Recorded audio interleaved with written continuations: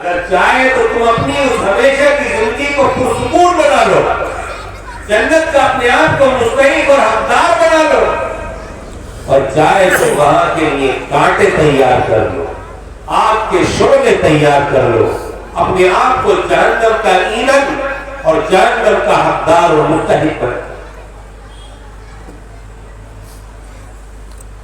तुम्हारे इख्तियार में। हमारा तो काम है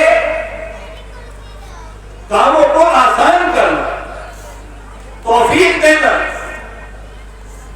अच्छे काम का इरादा करोगे उसकी ताकत दे देंगे, बुराई का इरादा करोगे तो बुराई की ताकत दे देंगे। हमने तो इस दुनिया को इम्तिहान के लिए बनाया है, हिसाब को आखिरत में लेंगे।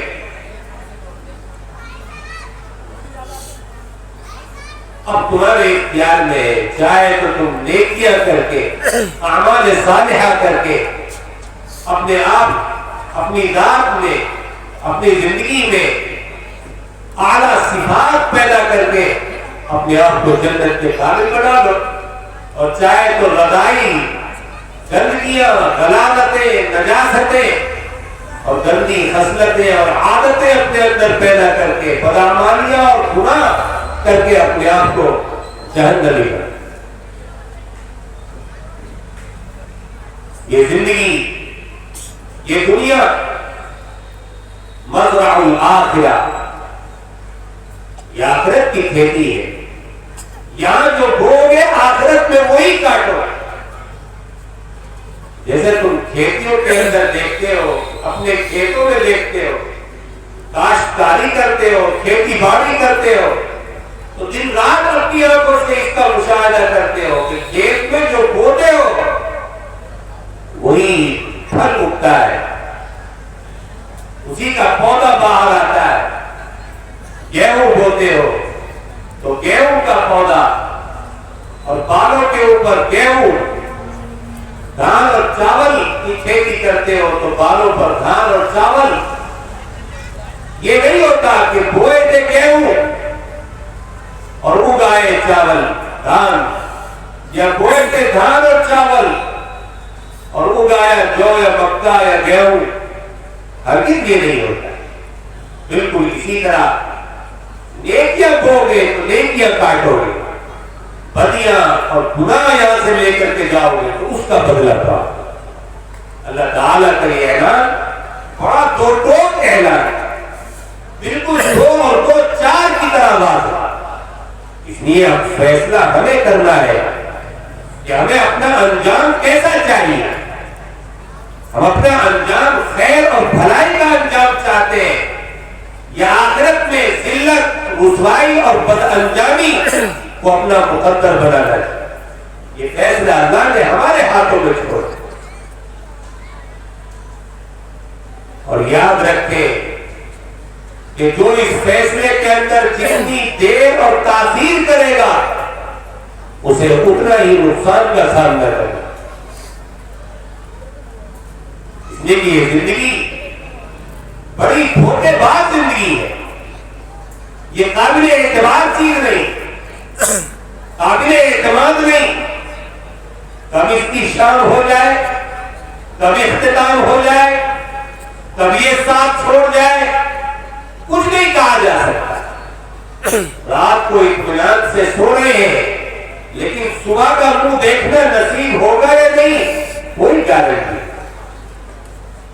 सुबह को बेदार हो गए, कामकाज के लिए घर से निकल गए, लेकिन शाम को घर वापसी हो पाएगी या नहीं, जिंदगी के साथ कुछ नहीं कहा जा सकता। इसीलिए बात अल्लाह वालों के बारे में आता है कि जैसे ही इस्तिंजा खाने से निकलते तो तयम्मुम करते। उनके खादिमों ने उनसे पूछा कि हजरत ये सामने पानी है, आप उससे वुजू कर सकते हैं, लेकिन फिर क्या बात है कि आप निकलते ही पहले तयम्मुम करते हैं। फरमाया कि मुझे क्या यकीन कि मैं उस पानी तक भी पहुंच पाऊंगा या नहीं पहुंच पाऊंगा। इस जिंदगी का क्या भरोसा। ये जिंदगी जिस पर एतमाद नहीं किया जाए। अल्लाह ने कुरान करीम में जिसको खुद धोखे की चीज था, नबी करीम अलैहिस्सलाम ने अपनी हदीस में जिसके बारे में फरमाया कि अक्सर इंसान इसके बारे में धोखे में पड़े रहते हैं। निअमतानी मग़बूनुन फ़ीहिमा कसीरुम मिनन नास अस्सिह्हतु वल फ़राग़। फरमाया दो नेमतें अल्लाह की ऐसी हैं कि जिनके बारे में अक्सर लोग धोखे में पड़े रहते हैं। एक सेहत और दूसरे ये जिंदगी, ये फुर्सत, ये वक्त।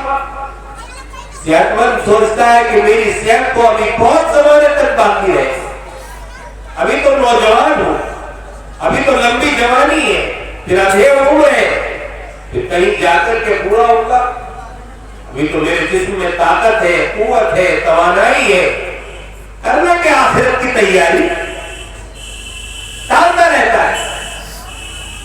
इसी तरह दूसरा सोचता है कि मेरे खानदान के लोग तो 90-90 साल की उम्र में मरते हैं, मेरी भी इतनी उम्र होगी, अभी तो मेरी उम्र बहुत थोड़ी है, लंबा मौका है, बहुत लंबी मोहलत है, कर लेंगे तैयारी, नमाज शुरू कर देंगे, अल्लाह के रास्ते में निकलेंगे, नेकियों के जखीरे जमा कर लेंगे, तहज्जुद शुरू कर देंगे, रोजे रखने शुरू करेंगे।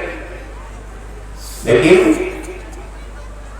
सेहत वाले को अचानक बीमारी आकर के घेर दी, शुगर ने घेर दिया, ब्लड प्रेशर ने घेर दिया, टाइफाइड हो गया, पूरे जिस्म की जान निकल गई। अब कमजोरी आ गई, ज़ौफ़ आ गया। जिस सेहत पर नाज था, भरोसा था, उसने साथ छोड़ दिया। अब लंबी नफलें पढ़ना चाहता है तो खड़ा नहीं हुआ, कुरान की तिलावत करना चाहता है, सर चकराता है, ज्यादा देर तिलावत नहीं होगा। सोचा था कि सेहत बहुत जमाने तक रहेगी, अभी तो ताकत कुव्वत जिसमें बहुत अरसे तक रहेगी, कर लेंगे आखिरत की तैयारी। मगर ये तो सेहत अचानक छीन ली गई, ये तो बीमारियों ने अचानक घेर लिया, ये तो एक्सीडेंट हो गया, ये तो टांग टूट गई, ये तो कुछ और हो गया, अब मैं इबादत कैसे करूं। इसी तरह जिंदगी का मामला, वो शायद लंबा जीऊंगा, लेकिन अचानक मौत का फरिश्ता एक दिन आ धमकता है और अल्लाह का पैगाम आकर के सुना देता है कि चलो मियां, तुम्हारी जिंदगी की शाम हो गई, बुलावा है अल्लाह का, वक्त आज पहुंचा। और अल्लाह ताला का जो मुकर्ररा वक्त है उसमें इधर उधर नहीं होता। मौत का वक्त अटल है हर एक, और जब वो वक्त आ जाता है न उसमें कोई जल्दी होती है न उसमें ताखीर होती है। फइज़ा जाअ अजलुहुम ला यस्तअखिरून साअतन वला यस्तक़दीमून। लाख मोहलत मांगे, मोहलत नहीं मिल सकती। हज़रत आदम अलैहिस्सलाम ने अपनी उम्र के 100 साल एक दूसरे नबी को दे दिए। चुनांचे फरिश्ता 100 साल पहले ही आकर के धमक गया। हज़रत आदम ने कहा कि अभी तो मेरी जिंदगी के 100 साल बाकी है। उन्हें याद दिलाया गया, क्या आपने ये 100 साल फला नबी को नहीं कटवा दिए थे, उनको नहीं दिलवा दिए थे? कि जी हाँ। तो बस वक्त तो हो गया आपका, अगर इजाजत हो तो रूह निकाल। हज़रत अंबिया जो अल्लाह को अपना महबूब रखते हैं, उसी के पास जाने को पसंद करते हैं, उन्होंने इजाजत दे दी कि हाँ चल।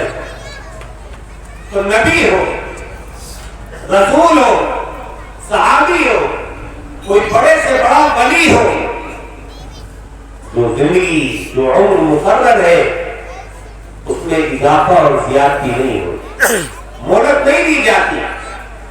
वक्त आता है तो जाना ही पड़ता है, और ये वो घूट है जो हर एक को पीना पड़ता है और पीना पड़ेगा। अल्लाह का कानून है, कुल्लु नफ्सिन ज़ाइक़ातुल मौत, हर नफ्स को मौत का मजा चखना है। लेकिन अकलमंद